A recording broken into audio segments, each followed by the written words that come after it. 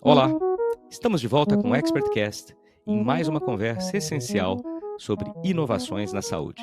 Tenho o prazer aqui de receber novamente o Leonardo Caiá Bittencourt, diretamente de Ohio, nos Estados Unidos, e o Eduardo Farina, que é neuroradiologista da DASA, para falarem sobre toda a parte de inteligência artificial na radiologia, incluindo os riscos das novas soluções para a especialidade, o futuro da profissão do radiologista e a evolução da IA generativa em imagens médicas.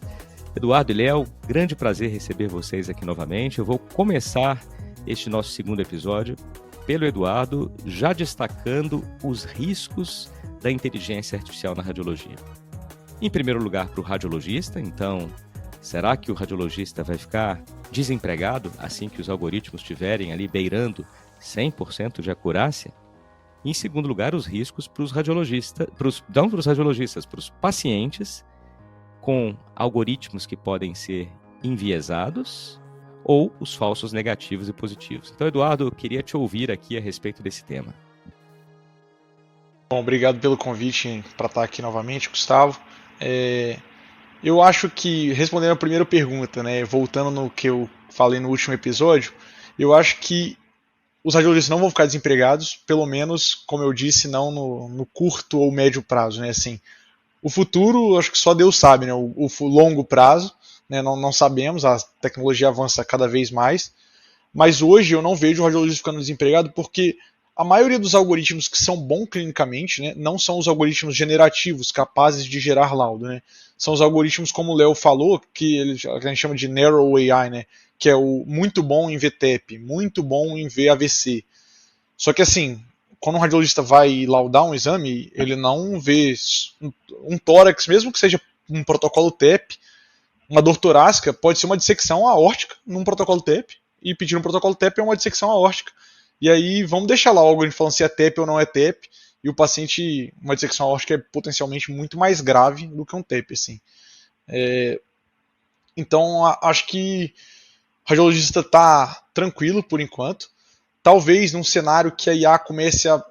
Hoje a gente já tem inteligência artificial, por exemplo, também não vou falar o nome de vendor aqui, né, mas não são nem brasileiros, mas que são capazes de gerar laudos relativamente bons para tomo de crânio sem contraste, ressonância de coluna e raio-x de tórax, né, assim, com os principais achados, né, e aí falando relativamente bom mesmo, assim. Até tomo de abdômen recente, agora uma startup americana, só que ainda não é... a gente não tem nem um framework de lei, assim, ou do próprio CBR ou da ABR nos Estados Unidos, para quem que é o responsável por esse laudo gerado, né? O radiologista ainda teria que assinar. Então, assim, num cenário talvez de médio para longo prazo, a gente já tem a inteligência artificial capaz, e todas essas inteligências artificiais geram laudo a partir de classificar mais de 100 achados. Então não é igual o ChatGPT lá, que se coloca uma imagem e ele gera um texto. Ele está gerando, tem pneumonia ou não, tem AVC ou não, no crânio, tem AVC ou não, tem microangiopatia ou não, tem redução do volume encefálico ou não, e para isso ele tem uma frase padrão para cada coisa, né? Então, assim, imagina, são mais de 100 algoritmos, cada um gerando uma frase do laudo, né?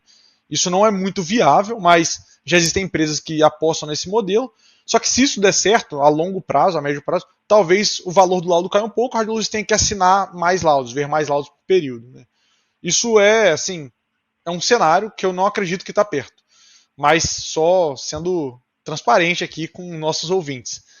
E riscos ao paciente, eu acho que esses existem. Assim, um dos principais riscos que é descrito é o automation bias, né, que é o viés de automação. Então, hoje, por exemplo, um algoritmo muito bom de ser usado, que eu acho que é um trabalho que ninguém gosta de fazer quando está laudando uma tomografia de tórax, é achar fratura de costela, né? Acho que só quem é radiologista e já deu plantão noturno, 3 da manhã, vem lá, trauma torácico, tem que ficar procurando fratura de costela, que às vezes é muito sutil.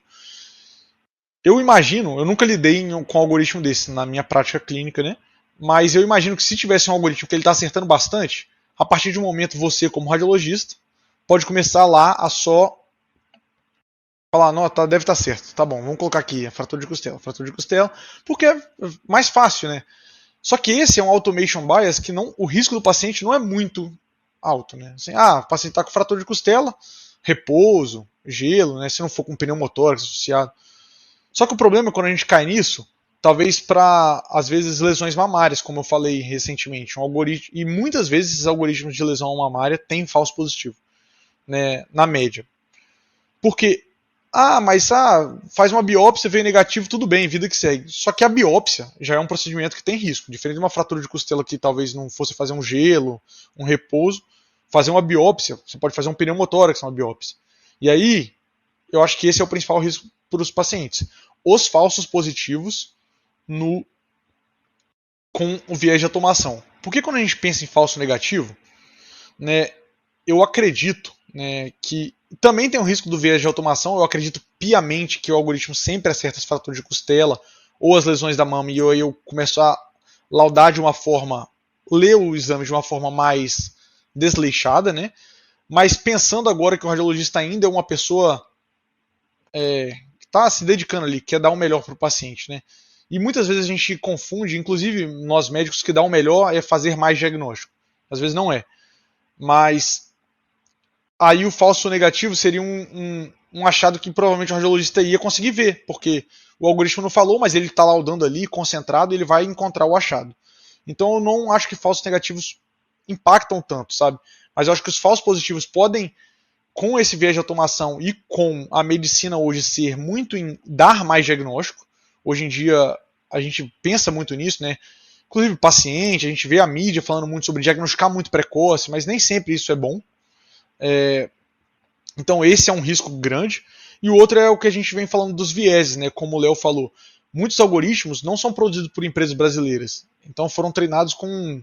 A gente tem grandes empresas de algoritmos em Israel, tem grandes empresas de algoritmos na Coreia do Sul.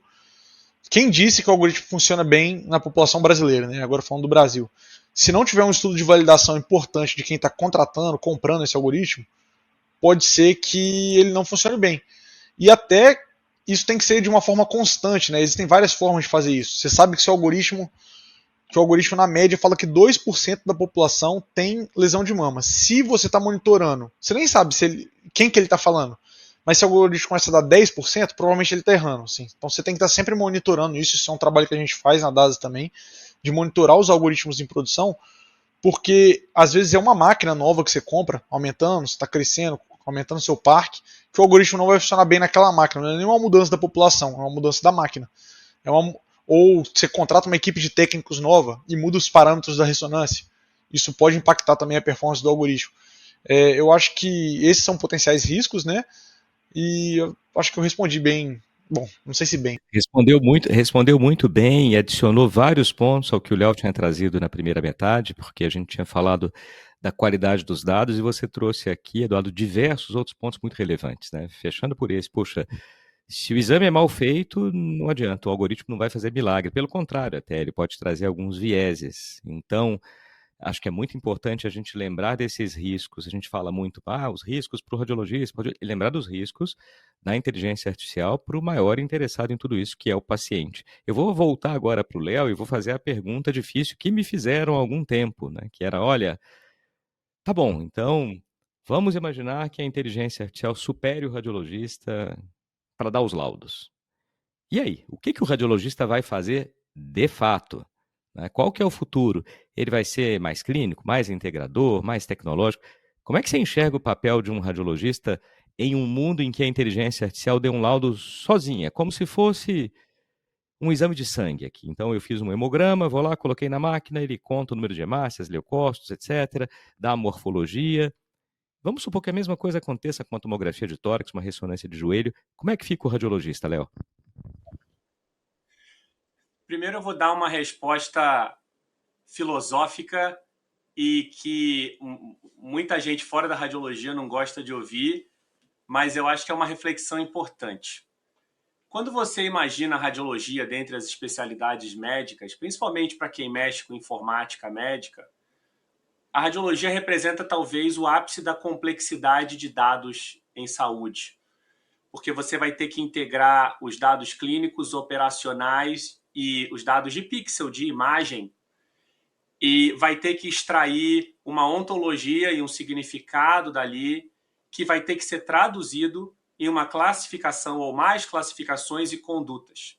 Então, existem diversos exercícios que são feitos, tendo como substrato os dados digitais da radiologia, mas também os dados analógicos ou conhecimento que o radiologista traz ou questões de cirurgias prévias do paciente e outras coisas mais. O motivo que eu estou falando isso é porque até então todas as tentativas de se fazer algoritmos de tomada de decisão, eles passaram ao largo da radiologia porque os dados da radiologia eram tão complexos para integrar em algoritmos de tomada de decisão que ficou sempre entendido que os dados radiológicos eram domínio do radiologista porque ninguém mais conseguia abordar eles de uma forma sistêmica. Então, sei lá, um plano de saúde não consegue tratar os seus dados através de uma ótica radiológico-cêntrica. Ele tem que usar os dados de texto, as tabelas, né? Eu estou falando isso como base para explicar o seguinte. O momento em que a inteligência artificial resolver completamente a radiologia de ponta a ponta para entrega de valor em saúde, significa que toda a saúde também já vai estar sendo resolvida de ponta a ponta. Então, no momento que a gente vai estar questionando qual vai ser o papel do radiologista, com todo respeito, qual vai ser o papel do cardiologista, do oncologista, das especialidades não cirúrgicas, porque até que o robô aprenda a operar também, aí vão ser as especialidades cirúrgicas, mas enquanto você falar em cognição e tomada de decisão, a radiologia não vai acabar sozinha. Vai acabar, se tiver acabar, vão acabar todas as especialidades médicas, porque algumas especialidades médicas que vão se ater a seguir guidelines que são determinados centralmente, né? Para que você vai precisar de um indivíduo com a sua expertise? Mas eu entendo melhor do meu paciente. Eu concordo. Eu também entendo melhor da minha tomografia. Mas algum sistema de saúde vai virar e vai falar: eu não preciso desse grau de expertise, eu tenho isso tudo resolvido de ponta a ponta. Então, o que eu enxergo é que, dada a complexidade da radiologia, qualquer um que fique olhando em volta na saúde e está rindo, radiologia, porque essas figurinhas a gente vai saber, eu lamento, mas tudo que for baseado em texto vai ser resolvido antes das coisas que são baseadas em imagem, né? Então, acho que a gente vai precisar achar um papel para o profissional de saúde.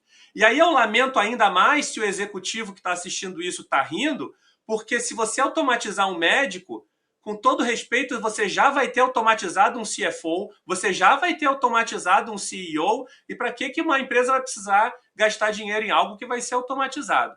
Então, acho que é muito mais uma pergunta entre automatização da sociedade, qual é o tipo de sociedade que a gente vai ter que ser quando tudo for resolvido e automatizado. Eu não acho que a radiologia vai chegar lá primeiro, acho que vai chegar lá todo mundo junto, e se chegar junto, a radiologia do meio para o fim, tá?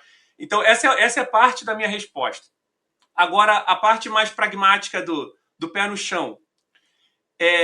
Eu acho que é muito importante a gente se investir daquela lógica de se eu não estou sentado na mesa, é porque eu estou no menu, né? Então, se você não for agente ativo da revolução do seu campo, do seu domínio, significa que a revolução vai vir de fora para dentro e você vai ser simplesmente um passivo, um sujeito dessa revolução. Então, nós como radiologistas, e aí vocês dois e outros mais, tantos que a gente conhece, sempre que ouvir o galo cantar, a gente está se educando, a gente está procurando entender qual é o uso racional, a gente está procurando entender como é que são os modelos de negócio, a gente está procurando entender o que é hype e o que não é. E o meu papel de Vice Chair de inovação, dentro de um departamento acadêmico, passa também por tentar ajudar a projetar qual o papel do radiologista do futuro, porque a gente está educando radiologistas aqui entre os nossos residentes e os nossos colegas. A minha primeira atuação, assim que a gente estabeleceu esse programa de colaboração de dados, né, foi abrir essas colaborações de dados para outros profissionais que não estavam inicialmente expostos a essas oportunidades. Então, tem gente no meu departamento que não tinha vivência em informática, não tinha vivência em AI, não tinha vivência em inovação e, de repente, passou a participar de calls com as startups. De repente, virou o pesquisador ou a pesquisadora principal de alguns desses estudos de validação. e começou a familiarizar com termos comuns do meio, como ground truth, ou como anotação, ou como entendeu? A acurácia do modelo, overfitting e tudo mais. E eles viraram agentes multiplicadores da mentalidade que a gente quer implantar. A segunda etapa foi uma etapa muito estratégica que nós, no departamento, a gente teve a oportunidade de implantar uma dessas plataformas líderes de AI, que tem vários modelos diferentes à disposição e que essa plataforma ela é tão ampla que praticamente todos os radiologistas do departamento de qualquer subespecialidade radiológica utilizam um ou mais dos modelos dessa plataforma. Então, quando a gente ligou essa plataforma, da noite para o dia, todos os radiologistas, 100 e tantos radiologistas que tem no departamento, mais 40 residentes, 20 fellows e tudo mais, viraram usuários de inteligência artificial e passaram a fazer parte da conversa. E passaram a ter uma familiaridade com o que é esse tal de inteligência artificial que está chegando. Então, qualquer novidade que a gente precise propor, que a gente precise implantar, já tem um baseline, já tem um ponto de partida e já tem uma massa crítica que está operando. Tanto que, e ligando com o viés de automação que o Eduardo falou numa pergunta anterior, né, esse risco de o que acontece quando você se acostuma demais a só apertar o botão para confirmar, você acaba não checando mais. Teve um episódio muito interessante que aconteceu recentemente, que num final de semana, que teve um feriado aqui nos Estados Unidos, um final de semana prolongado, a gente ficou sem essa plataforma de AI funcionando por umas 2 ou 3 horas.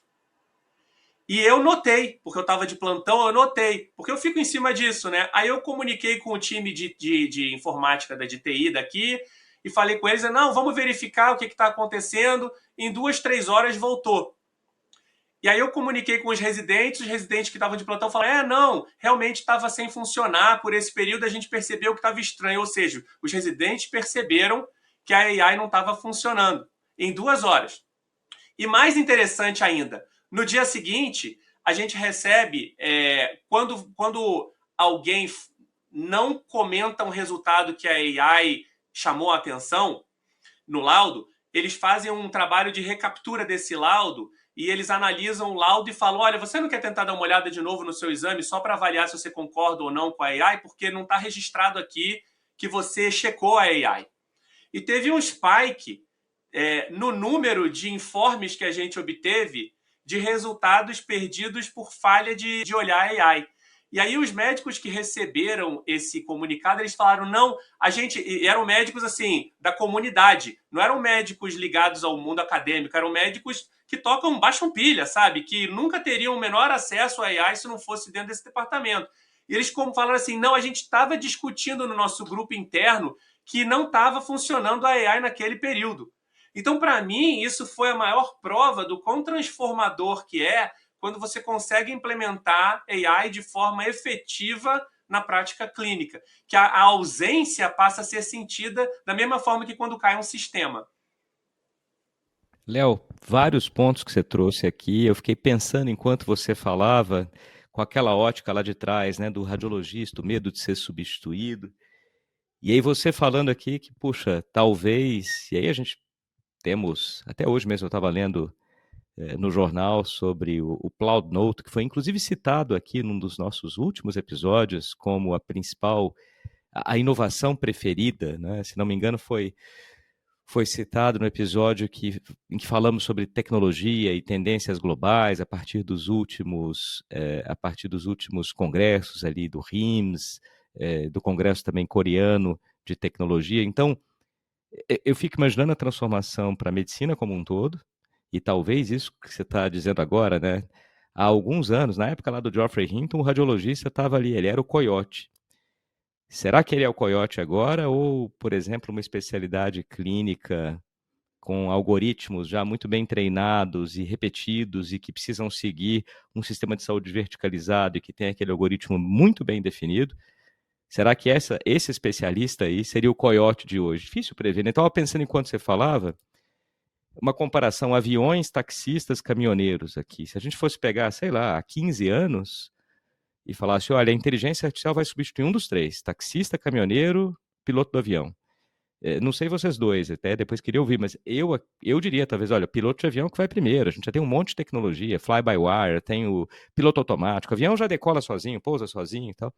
E hoje me parece mais, não digo que seja fácil, mais provável que um taxista ou um caminhoneiro sejam substituídos primeiro por um veículo autônomo, um caminhão autônomo, do que a gente fazer um voo daqui de São Paulo para Ohio sem um piloto na cabine. Mas talvez um caminhão transportando uma carga ou fazendo uma entrega de uma grande empresa consiga, daqui a não tanto tempo, ser completamente autônomo. Né? Então, achei os pontos ótimos. Eu vou devolver agora para o Eduardo. A gente está chegando já na fase final aqui do nosso episódio, para o Eduardo nos falar de novo do jovem radiologista, porque há alguns anos, quando eu fiz residência, eu precisava saber muito bem anatomia, precisava saber os métodos de imagem, precisava saber correlação anátomo-clínico-radiológica. E hoje, que tipo de formação e treinamento é necessário para que um radiologista domine a interface com a inteligência artificial? Não estou falando que ele vá aprender a programar, mas que ele domine a interface. Bom, essa é uma pergunta muito interessante, que eu vou responder ela voltando no que o Léo falou e no que você falou também, de uma forma provocativa, né? Como o Léo falou, eu acho que quando o radiologista, se a radiologia acabar assim, né, for, a tecnologia for capaz de fazer o trabalho do radiologista, eu acredito que vai ser um momento que também vai estar fazendo o trabalho de muita gente, muita coisa. E aí a gente entra num problema até social, assim, sei lá, como que as pessoas vão trabalhar, né? Hoje em dia, inclusive, tem um app também chamado Cluely, que levantou agora mais de 15 milhões de dólares com o iCombinator, que você deixa no seu computador, ele fala que é uma forma de você roubar em todas as coisas. Ele escuta tudo que você está falando no computador e ele responde para você. Tipo assim, enquanto a gente está conversando aqui, ele ia sugerir minha resposta. Ele lê sua tela, vê o gráfico da sua tela. Você pode. E não é igual aqueles que entram no Google Meet e fica tomando nota que você vê que entrou. Ele está rodando no seu computador, só que ele vê o gráfico, o BI que estão apresentando e ainda opina para você lá, te fala o que você falar. E aí eu entro num problema que também há pouco tempo saiu um estudo do MIT que já estão observando que a capacidade cognitiva na média do ser humano de escrever está reduzindo. Porque, cara, hoje eu vou falar por mim mesmo, assim. Antes eu talvez ficasse um tempo tentando redigir e-mail em inglês, assim. Hoje eu redijo de uma maneira talvez mais desleixada e só coloco no ChatGPT, reescreva para mim de uma forma. Às vezes eu ainda coloco que seja um inglês, mas que eu sou brasileiro, não use palavras que um brasileiro não usaria. Então, assim, você acaba tendo menos esforço mental, eu acho. E isso é o que eu acho o residente de radiologia, voltando agora, o que ele mais tem que saber mesmo é exame e anatomia. Ele não pode ser um radiologista ruim. Isso é você não pode ter medo de exame, abrir um exame e ficar com medo do exame. Assim, ele tem que saber o que está acontecendo. Acho que isso é o principal. E também, né, eu acho que lá na residência da escola, da Unifesp, foi a primeira residência, pelo menos a que eu saiba, no Brasil, a ter a disciplina de inteligência artificial e gestão, que eu acho que é muito importante na formação também. Agora voltando para o lado pragmático da resposta, que lá os estágios rodam a cada 4 ou 5 semanas, né, um mês, e o residente a gente teve sempre grandes professores lá, né, assim, principalmente nessa disciplina, o Felipe Kitamura e o professor Nitamar Abdala, que um excelente gestor aí, que foi mentor do Felipe, o Felipe que foi um expoente da inovação também, da inteligência artificial. E o residente ele apresenta artigos sobre gestão, técnicas de gestão, apresenta sobre inteligência artificial também e sobre o workflow da radiologia, porque assim, isso é outra coisa que eu acho que o radiologista precisa saber. Às vezes você está laudando, cai o Pax e você não sabe nem o que é o Pax. Sim, não você, não a gente aqui. Mas muitos radiologistas não sabem o que é um Pax. E aí não sabe o que é um Pax instável, não consegue compreender. E lá a gente tenta ensinar isso para todos os residentes. Então assim, nem todo mundo, eu sei programar, eu sei entrar, conectar num Pax com o meu código Python, extrair 1 milhão de exames de uma vez. Isso, claro, se o Pax admin deixar, né? Porque você pode derrubar um Pax assim. Mas eu não acho que todo mundo precisa fazer isso. só quem tem muito gosto de trabalhar com o lado técnico, que é o que eu gosto, assim, é onde eu sou muito feliz fazendo isso também. Mas você ter noção, ter conhecimento de como as coisas são, o que é cada coisa, até para você, quando for conversar com uma equipe de desenvolvedor, com uma equipe de TI, você tem que saber dar opinião, você tem que saber falar se o que eles estão fazendo está pelo menos na direção certa, ou ter ideia de quem pode resolver. Então, assim, eu acredito que muitas vezes você pensando que você vai liderar, né, como o Léo lidera lá o Rad Clay lá, eu acho que eu já conversei com o Léo, ele não é dessa equipe que é muito técnica, que gosta de programar, mas ele sabe, quando eles querem criar um algoritmo, extrair um exame, ele sabe quem ele tem que chamar em todas as pontas, né, para fazer o fluxo andar. Isso é o mais importante, né, de quem vai liderar esse caminho. E para quem só quer laudar e ser um radiologista, você tem que entender isso, pelo menos o básico de estatística, né? O que é um falso positivo, falso negativo, o que é uma métrica, né? O que é acurácia, por que a acurácia é ruim, né? Por que essa métrica é ruim? Por que eu tenho que pensar em valor preditivo positivo como radiologista? Porque o que você está vendo mesmo são a quantidade, dentre todos os positivos falados pelo algoritmo, quais realmente serão positivos. Então, se é uma doença com prevalência muito baixa, eu tenho uma sensibilidade até razoável, a maioria das vezes eu vou ver falso positivo mesmo, né? A sensibilidade pode ser uma sensibilidade de 98%, uma sensibilidade de 98%. Se minha prevalência da doença é baixa na população, a maioria dos resultados vão vir errado, vão vir falso positivo. E eu tenho que saber isso como radiologista para esperar, né? Assim, se eu não tenho esse conhecimento básico de estatística, né, de bioestatística, assim, e não sei como interagir, e aí eu digo até conhecimento tecnológico. Vai vir uma sequência nova no meu Pax para eu abrir e comparar ela junto com a sequência original, né?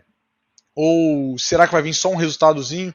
Você saber como interagir hoje é o mais importante. Você não precisa, assim, o que ele precisa aprender? Aprender o básico, né? O que é radiologia, bioestatística e conhecimento da funcionalidade do que a gente usa, do RIS, da ferramenta de laudo por voz. Até a ferramenta de laudo por voz, hoje essas que geram o texto automático, você tem que saber onde ela pode errar. Muitos radiologistas sabem, voltando para o ditado mais antigo, que já existe há mais tempo, você sabia qual palavra que ele errava, né? Hoje em dia, quando você usa algum desses modelos, mesmo você digitando a palavra um pouco errada, ele pode escrever um texto certo, mas tem que saber onde ele vai errar. Isso tudo eu acho que é o mais importante para o radiologista geral, assim, que eu digo geral não que não tem especialidade, mas que não quer liderar ou estar nessa frente do movimento, né? Para quem quer estar, eu acho que você precisa saber mais um pouco do tech stack, né? Assim, quais são as tecnologias usadas, né? Num PAX, o que é uma VM, o que é cloud, você tem que saber isso. E aí tem quem quer ser mais técnico, que é se envolver realmente na criação, né? Porque até quem não quer trabalhar tecnicamente, mas quer vivenciar a criação de um algoritmo, tem que saber usar um anotador, né, uma ferramenta de anotação, que é uma outra atividade diferente de laudar. Né, apesar de ser conhecimento radiológico, é diferente de laudar. Então, assim, eu acho que isso a gente tem tentado ensinar lá na escola, pelo menos na Escola Paulista de Medicina, na Unifesp, uma visão geral do que o radiologista precisa, do que é inteligência artificial. Existem artigos, né, na Radiographics, a Deep Learning in Radiology, a Primer for Radiology, alguma coisa assim, que é muito bom, assim, ele dá todos os conceitos gerais, é até bem profundo. Você vai saber bem o que é Machine Learning, inteligência artificial, Deep Learning, quais são os tipos diferentes, né, porque quando a gente fala isso é muito amplo. Você tem algoritmo que pinta, né, um órgão ou uma lesão, tem algoritmo que só fala tem lesão ou não. Então existem diferentes tipos de algoritmo, que eu acho que isso daí, cada vez mais o radiologista vai precisar saber um pouco também. Porque, vamos contratar um algoritmo de classificação, é diferente de segmentação, e assim por diante você vai saber qual métrica você precisa olhar para cada um desses, né? Idade óssea, uma regressão, tudo isso a gente vai ter que, os radiologistas, né, na minha visão, vão precisar ter esse conhecimento para lidar bem com a ferramenta no futuro. Eu acho que a gente na escola e em outros lugares já vem fazendo essa educação, a gente vê a iniciativa da própria JPR, né, a Sociedade Paulista de Radiologia, a SPR, do CBR, o CBR inclusive agora com iniciativa para graduação, nem só para radiologista, mas para graduação. Então, assim, a gente vê que é um tema quente, que realmente não é só o radiologista, todo médico vai precisar saber. Hoje em dia, inclusive, ferramenta de por voz, né? Igual a gente tem essas novas que resumem, você edita os positivos e criam um laudo para você. Já existem ferramentas brasileiras, inclusive, que escutam uma consulta e transformam num prontuário estruturado. ID, queixa principal, história patológica pregressa, aquelas coisas que... Tem tempo que eu não escrevo um prontuário, não lembro todos os campos, mas são esses. Poxa, excelente, Eduardo. Alguns pontos aqui que eu queria reforçar. Primeiro, belíssimo trabalho de vocês lá na Escola Paulista de Medicina, Universidade Federal de São Paulo, Departamento de Radiologia, com a criação dessa área focada em inovação na saúde, especialmente inteligência artificial, da qual tem inúmeros egressos extremamente competentes, como dois que você citou aqui, né? Você mesmo e o Felipe Kitamura, além de vários outros que já passaram, vão passar aqui também no ExpertCast. Depois a gente vai pegar a referência desse artigo que você citou, Eduardo, e vamos deixar aqui na sinopse também do nosso episódio, para que colegas radiologistas e não radiologistas possam se envolver mais no estudo do tema.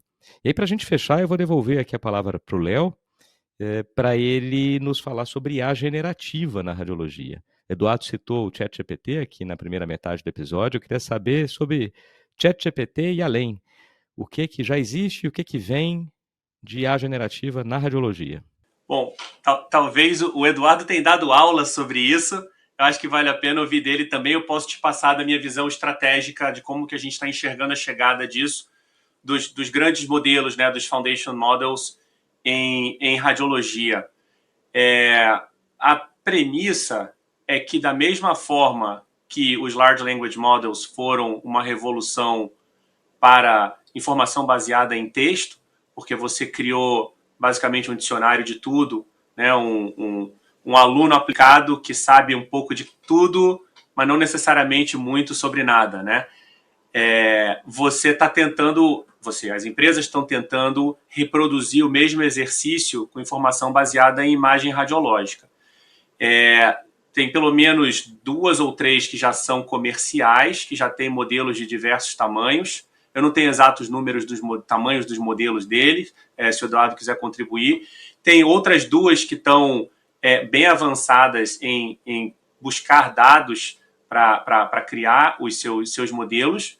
E o plano é o seguinte: uma vez que você tenha um modelo ou mais de um bem estabelecido na radiologia, não quer dizer que você vai perguntar para o modelo e ele vai te responder, mas que os requisitos de hoje para você construir novas aplicações em radiologia, para investigar novos usos, que hoje você precisa de milhares de casos, anotações, estudos dedicados, $1 milhão para criar, outro $1 milhão para validar cada uso narrow, você vai exponencializar a criação de usos individuais que vão ser chamados, o termo que se usa é fine tuning, que vão ser refinamentos do modelo mãe ou pai, do modelo grande. Então, vamos supor, se eu quiser criar um modelo para ver embolia pulmonar na minha instituição, eu não preciso mais comprar um modelo de fora ou esperar que alguém desenvolva um modelo proprietário que não vai ser válido. Eu posso juntar 50, 60 casos da minha instituição, sei lá, eu estou chutando o número, tá?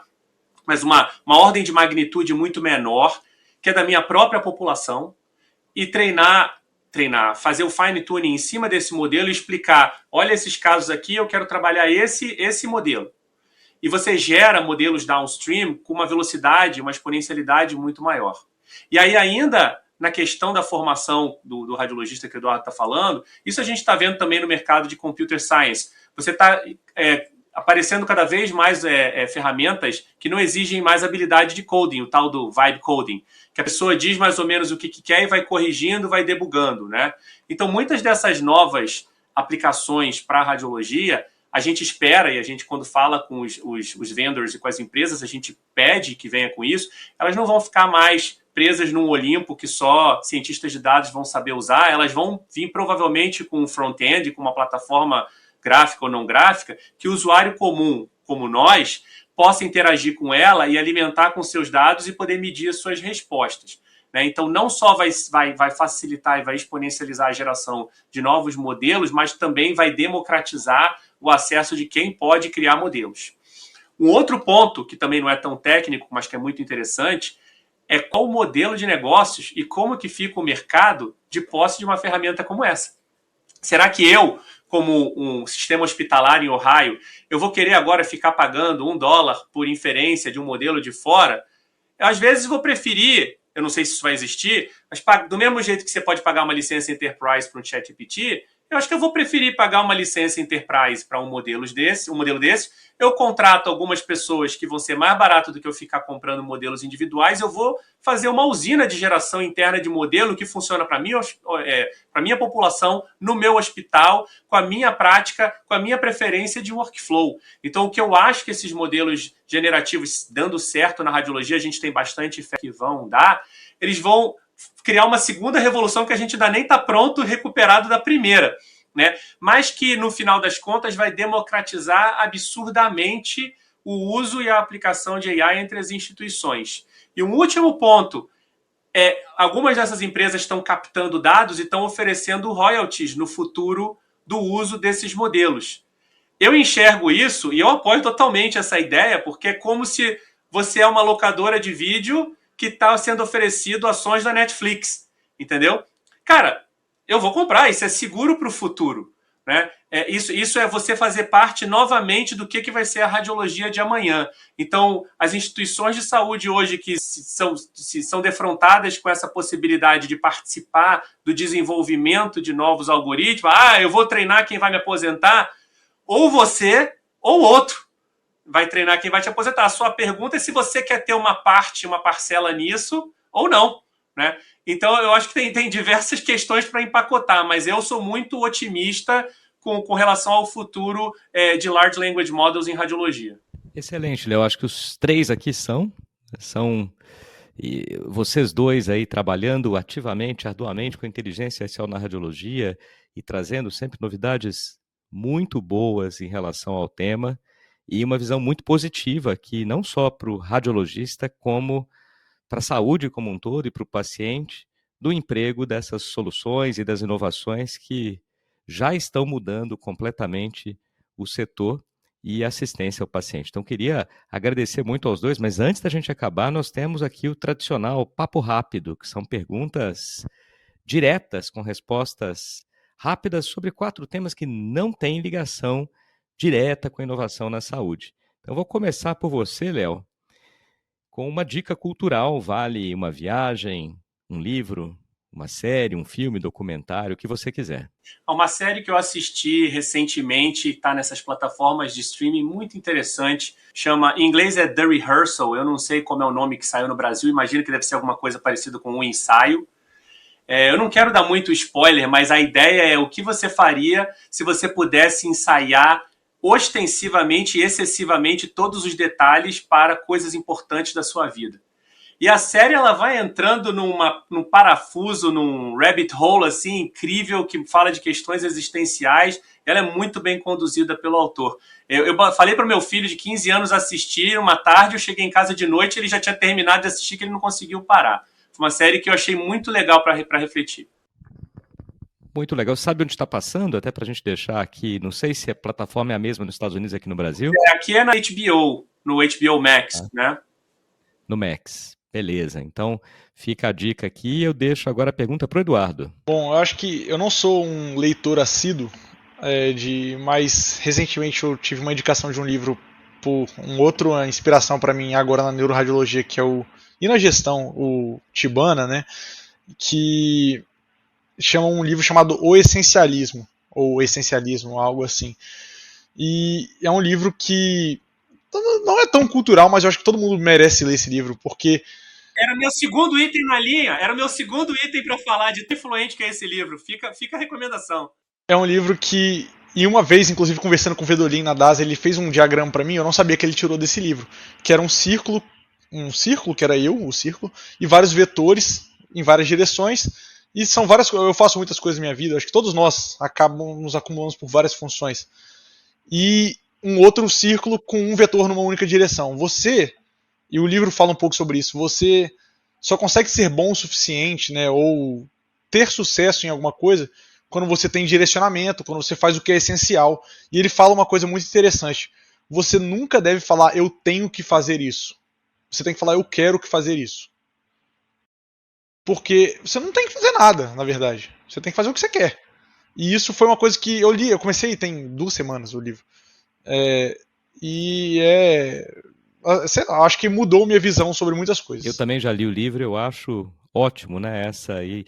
E a gente tem uma dificuldade muito grande, a gente. Não estou falando aqui por mim, acho que o ser humano de forma geral, né? Que é o dizer não e reduzir em vez de aumentar, né? Então, acho que esse livro traz alguns temas muito interessantes, né? Em relação a isso.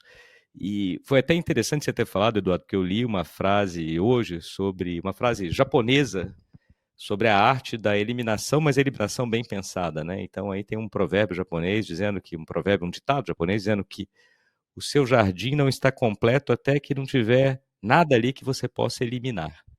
Então é exatamente o oposto, né? Elimina todo o supérfluo do seu jardim, eliminou tudo que era supérfluo, então o seu jardim está completo. Acho que está na linha aqui do essencialismo também.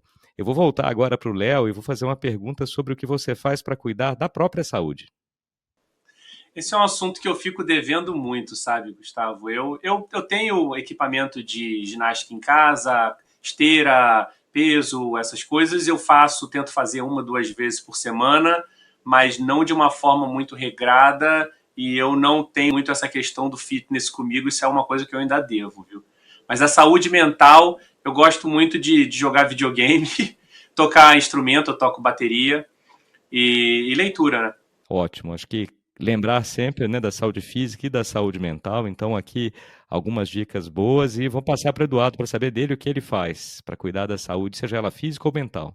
Eu tento englobar as duas numa coisa só pra mim, que eu sempre fui muito ativo na minha vida e até o ano passado eu estava sedentário. E ano passado eu decidi que eu queria começar a triatlon e comecei a treinar e gosto muito, sim, gosto de correr, pedalo em casa, no rolo, né? Comprei um rolo de triatlon, mas é um esporte que é uma conversa sua com você mesmo, você supera. Ficar 2 horas numa bicicleta é tediante, mas é um momento de você conversar com você mesmo e botar a cabeça no lugar e ver que você consegue superar coisas chatas, né? Eu acho que o mundo é moderno, a gente tem muita coisa rápida e você passar por momentos de tédio é muito importante também. Eu acho que é a forma que eu cuido da minha saúde, da minha ansiedade. Todo mundo é um pouco ansioso.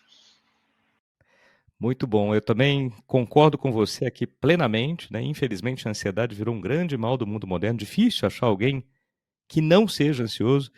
E eu também sou corredor de rua, como os ouvintes sabem aqui, e a maratona para mim, assim como as outras corridas, acaba sendo uma forma também de cuidar da saúde física e mental, porque como você disse, Eduardo, é uma meditação ativa ali, especialmente quando você está fazendo corridas longas. Deixa eu voltar agora aqui para o Léo para perguntar quem que você entrevistaria num podcast, né? Então, alguma pessoa que você admire, pode ser da saúde ou não, pode estar vivo ou não mais, alguém que você gostaria de entrevistar num podcast. Fora da saúde, seria o... Eu vi um podcast dele de 3 horas, eu fiquei encantado, o Marc Andreessen, que é um investidor famoso de tecnologia, é um nome assim, muito influente. Ele citou cultura de A a Z, estudando a sociedade atual, evolução das maneiras de pensar, desafios futuros, visão política. Eu achei que ele tinha um pacote tão completo de pensamento, eu fiquei muito admirado a forma dele pensar.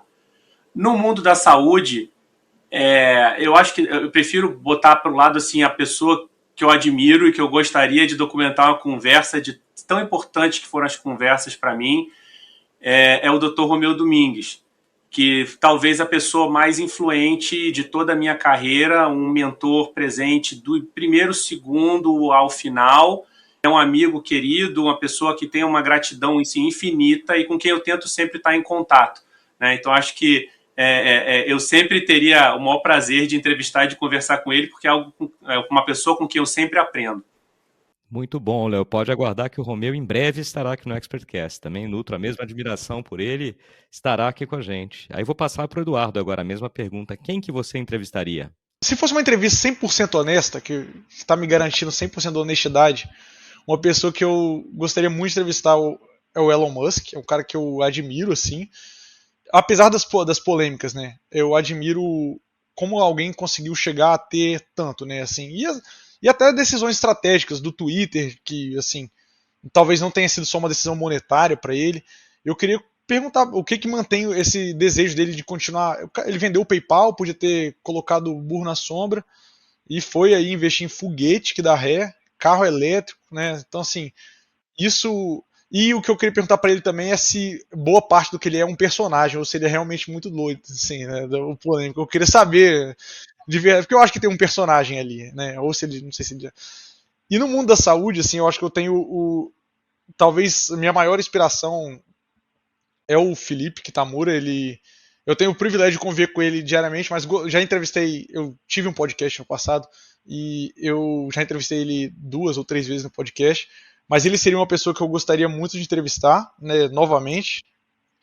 E talvez fora dele que está no meu convívio, acho que seria o Eric Topol, que é um cara com sempre tem visões que estão não que ele prediz o futuro, né? Mas ele está sempre no topo do caminho que a saúde anda, né? Não só a saúde, ele posta muito sobre saúde, não só tecnologia na saúde, sobre o mercado da saúde nos Estados Unidos também, que é um pouco diferente do nosso, mas é uma pessoa que tem uma visão muito ampla, né? Do mercado, como a tecnologia pode atuar, assim como o Léo, né?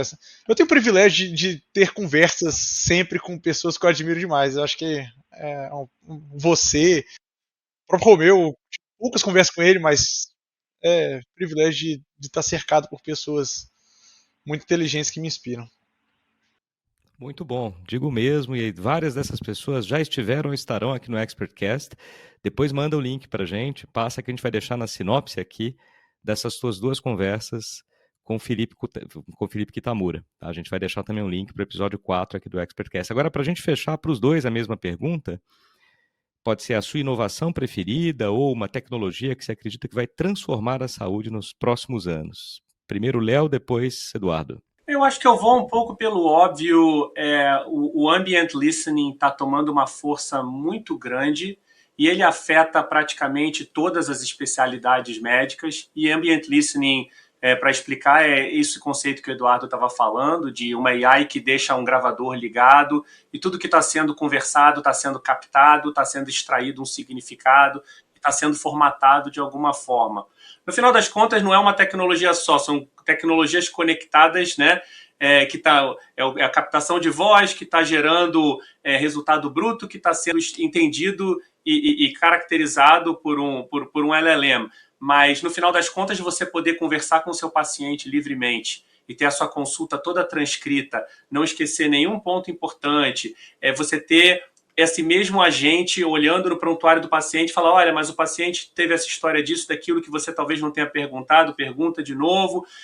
Você dizer a prescrição que vai ser e já conferiu na prescrição se não tem nenhuma alergia e o pedido de exame já sai feito e já verificou se tem vaga no lugar para fazer exame. As ramificações do ambient listening vão ser muito grandes. Para a gente na radiologia, eu sentar para discutir um laudo com um residente meu, eu estou discutindo ao vivo o exame e quando eu termino de discutir o exame com o residente, eu aperto um botão e ele já coloca no laudo as discussões que eu tive com o paciente para o residente terminar de complementar o laudo. Né? Então, esse pacote da tecnologia do ambient listening, eu acho que é o que está mais diretamente, mais rapidamente para impactar a saúde de agora. Acho que antes mesmo da radiologia pegar.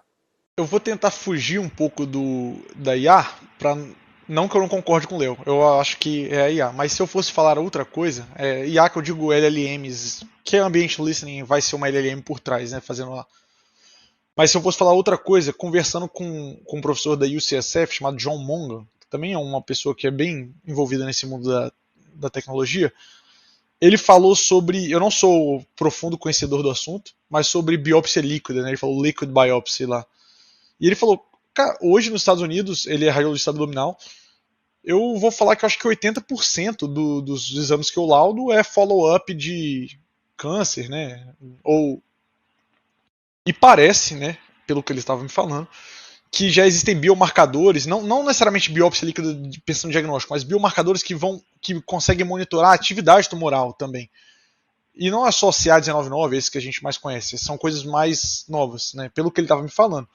Então, assim, isso pode inclusive reduzir o número de exames necessários para o paciente, porque muitas vezes, sei lá, tô falando no crânio, às vezes a lesão continua ali, ela só calcifica, necrosa no meio, mas você não sabe, será que reduziu, será que não reduziu? Às vezes esses novos marcadores, né, essa nova forma de você ver metabolismo, quantificar DNA, ativo de tumor, expressão genética de tumor, eu acho que isso tem um impacto muito grande em terapia-alvo, realmente mudar a capacidade da gente tratar, diagnosticar e acompanhar pacientes, né? Eu acho que isso vai impactar muito a saúde num espaço, num curto período, assim, menos de 10 anos, eu acho que a gente já vai ter isso como uma realidade, e eu acho que o custo não vai ser extremamente alto, né? Pelo pouco que eu estudei sobre.